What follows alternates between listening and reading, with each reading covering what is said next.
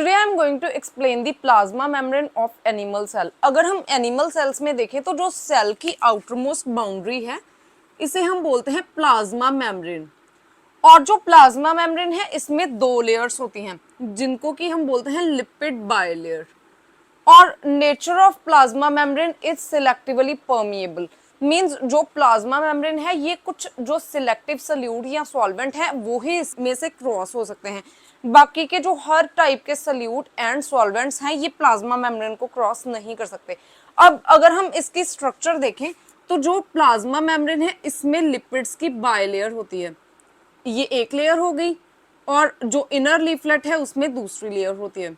Now अगर हम lipid की स्ट्रक्चर देखें तो लिपिड में ये ग्लिसरॉल हेड है और ये हाइड्रोफिलिक है, और this is the fatty acyl chain और फैटी एसिड चेन। अब ये जो फैटी एसिड चेन है ये हाइड्रोफोबिक होती है, मींस वाटर इसमें से क्रॉस नहीं हो सकता।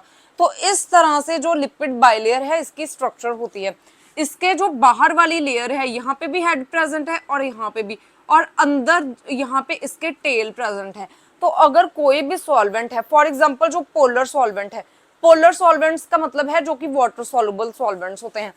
अब जो पोलर सॉल्वेंट्स हैं वो इस पार्ट को तो क्रॉस कर लेंगे, मींस ग्लिसरॉल वाले पार्ट को तो क्रॉस कर लेंगे, लेकिन आगे का जो रीजन है ये हाइड्रोफोबिक रीजन है, तो ये इनको क्रॉस नहीं कर पाएंगे।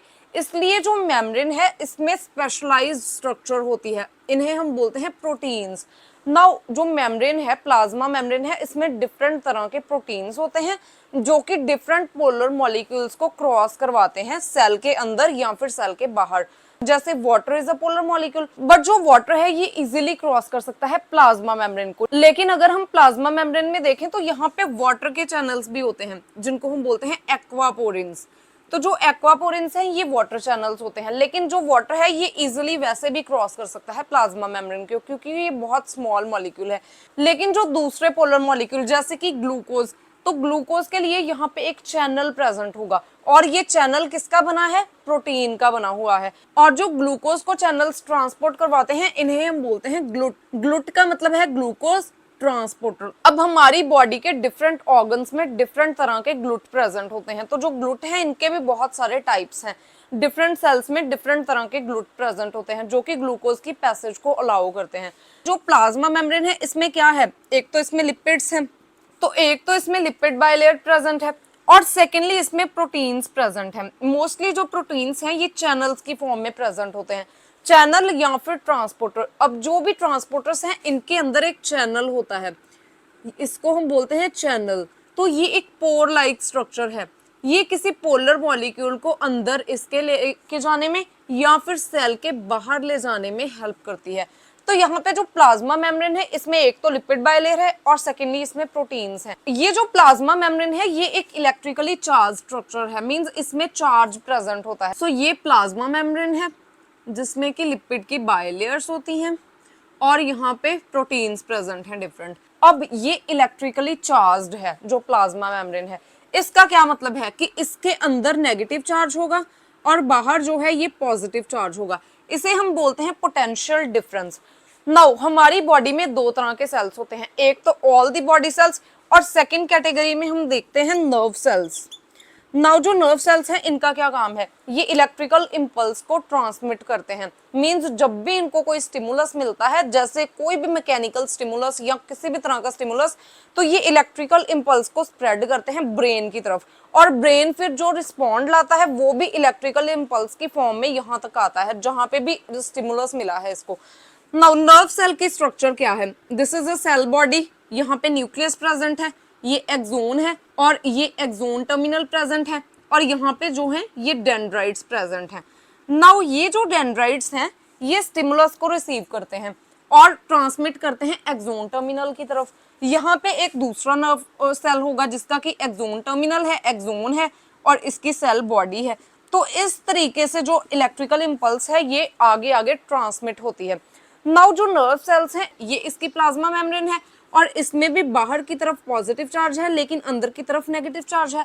ये प्लाज्मा मेम्ब्रेन है और इसके दोनों तरफ चार्ज प्रेजेंट है। तो इस तरीके से चार्ज जब प्रेजेंट होता है तो इसे हम बोलते हैं potential difference across the membrane, और इसे हम बोलते हैं मेम्ब्रेन पोटेंशियल। जो नॉर्मल सेल्स हैं, जैसे यहाँ पे आप एग्जांपल ले लो हिपैटोसाइट्स की। अब जो हिपैटोसाइट्स हैं ये लिवर के सेल्स हैं और ये कोई भी इलेक्ट्रिकल इम्पल्स को ट्रांसमिट करने में रोल प्ले नहीं करते। जो चार्ज है अंदर वाली तरफ सेल के, यहाँ पे चार्ज है नेगेटिव 35 MV और इसके सेल के बाहर चार्ज है पॉजिटिव 35 MV। नाउ अगर यहाँ पे कोई भी स्टिमुलस आएगा तो इस इलेक्ट्रिकल चार्ज में मींस मेम्ब्रेन पोटेंशियल में कोई भी चेंज नहीं होगी।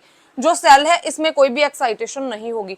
तो नॉर्मल सेल्स में ऐसा होता है। लेकिन जो नर्व सेल्स हैं, अगर यहाँ पे अंदर 70 MV मेम्ब्रेन पोटेंशियल है और मेम्ब्रेन के बाहर पोटेंशियल है पॉजिटिव 70 MV, तो नर्व सेल के केस में तो यहाँ पे जब कोई भी स्टिमुलस रिसीव होगा तो जो इसका मेम्ब्रेन पोटेंशियल है ये चेंज हो जाएगा। So in the presence of stimulus जो मेम्ब्रेन पोटेंशियल है ये 30 पॉजिटिव 30 MV हो जाएगा। लेकिन जब स्टिमुलस यहाँ पे एब्सेंट था, जब यहाँ पे स्टिमुलस एब्सेंट था तो जो मेम्ब्रेन पोटेंशियल है ये अंदर की तरफ कितना था 70 MV।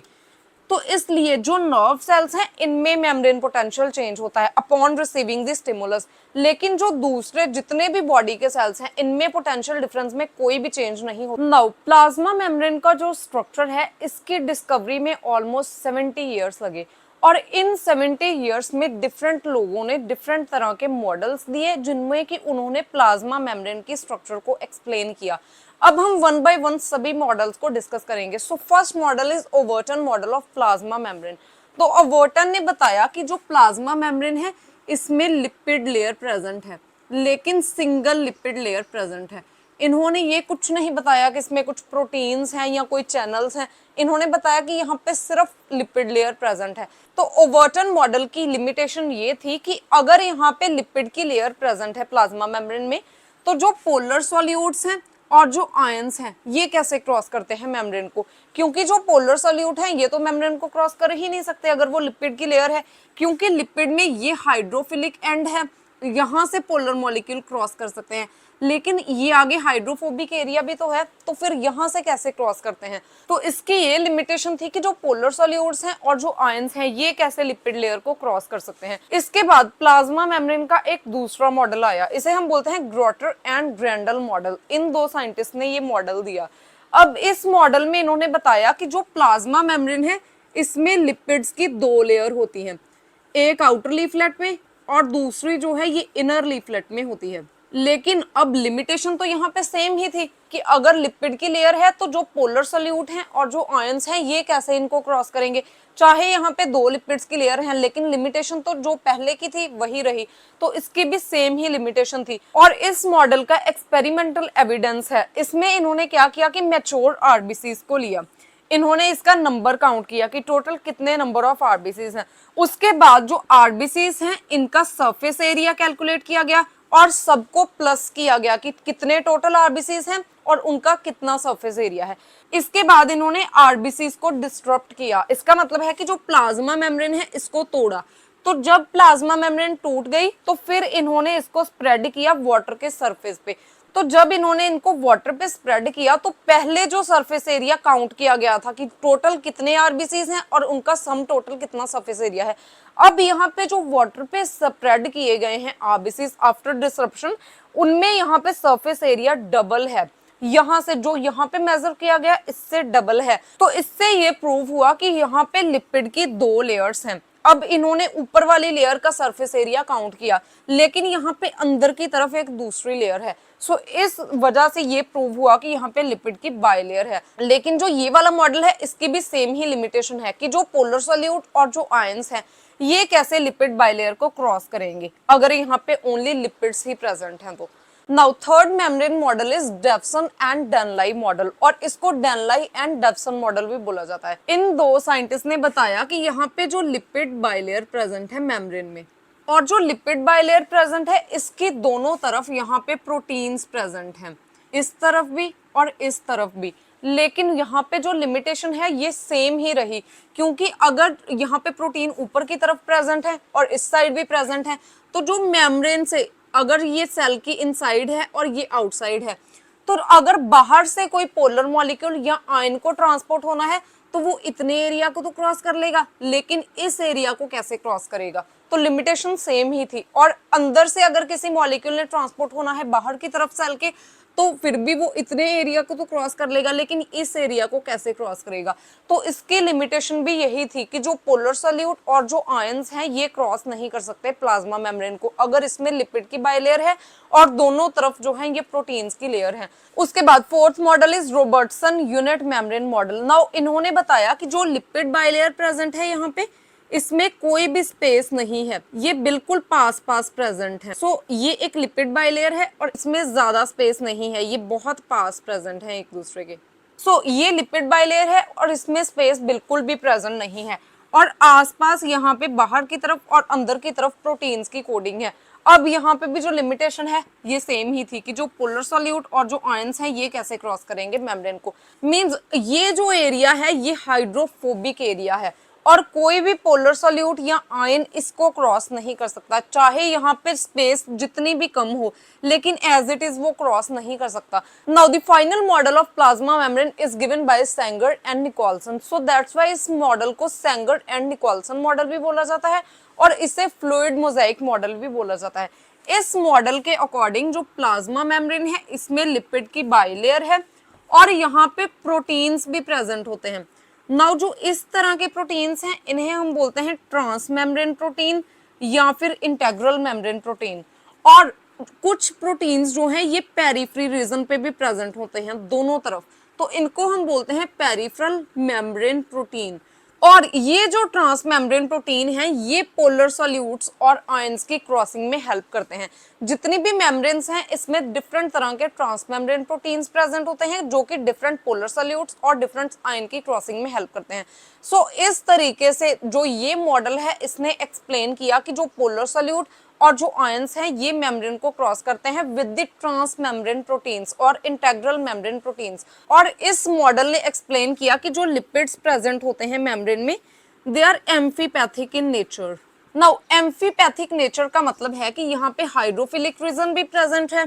लिपिड की बाइलेयर में जो हाइड्रोफिलिक रीजन है ये होता है ग्लिसरोल हेड, और सेकेंडली इसमें हाइड्रोफोबिक रीजन भी प्रेजेंट है जिसमें आते हैं fatty acyl tails. So fatty acyl chain is hydrophobic in nature और जो ग्लिसरोल हेड्स हैं दे आर हाइड्रोफिलिक। तो इस तरीके से जो मेम्ब्रेन लिपिड्स हैं ये यहाँ पे ग्लिसरोल है और यहाँ पे फैटी एसाइल चेन है, तो ये हाइड्रोफोबिक इसका रीजन है और ये हाइड्रोफिलिक रीजन है। So this is all about this Sanger and Nicholson model of plasma membrane. If you have any type of query regarding this topic, please ask me in comment section. And if you find the content useful, please like and share the video and subscribe my channel Biology on Earth.